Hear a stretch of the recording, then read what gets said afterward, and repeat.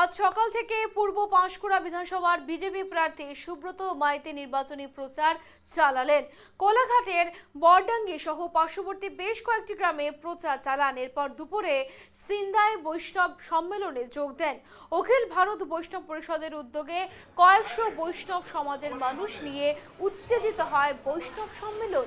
এই সম্মেলনে যোগ দিয়ে আসন্ন নির্বাচনে পাশে থাকার আহ্বান জানান বিজেপি প্রার্থী সুব্রত মাইতি।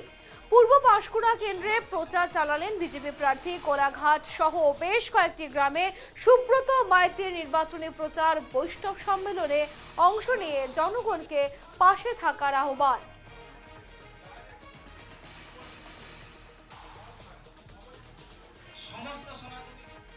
আমরা বড়ডাঙ্গি গ্রামে গেছিলাম। বড়ডাঙ্গি প্রত্যেকটা মানুষের প্রচুর আশীর্বাদ দিচ্ছেন আমাকে, কারণ এই যে সরকার, এই সরকারের উপর মানুষ ব্যতিশ্রদ্ধ হয়ে পড়েছে। তাই আর ওনারা অপেক্ষা করতে পারছেন না কবে এই 23 তারিখ আসবে, ওনারা শুধু ভোটটা দেবেন। গতকাল দেখলাম আপনাদের ব্যক্তিগত আক্রমণ চালাচ্ছে তৃণমূল কংগ্রেস। আচ্ছা, ব্যক্তিগত আক্রমণ চালাচ্ছে। রাত্রে প্রোগ্রাম হচ্ছিল যে আপনার একাধিক সম্পত্তি আছে, ধান ধান করেন, ব্যবসা করছেন। এমনটাই মদন মিশ্র মাইক, হ্যাঁ, মদন মিশ্র তৃণমূল নেতা মাইকে আপনাকে ব্যক্তিগত আক্রমণ করতে হবে কেন? হঠাৎ করে এত আক্রমণ কেন?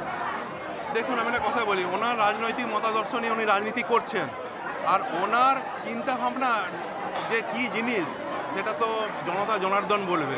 ব্যক্তি আক্রমণটা করা আমার মনে হয় ঠিক নয়। আমি কোনোদিনও অসীমদার বিরুদ্ধে ব্যক্তি আক্রমণে যাবও না, কোনো কথা বলবও না। এবং আমিও শুনেছি উনি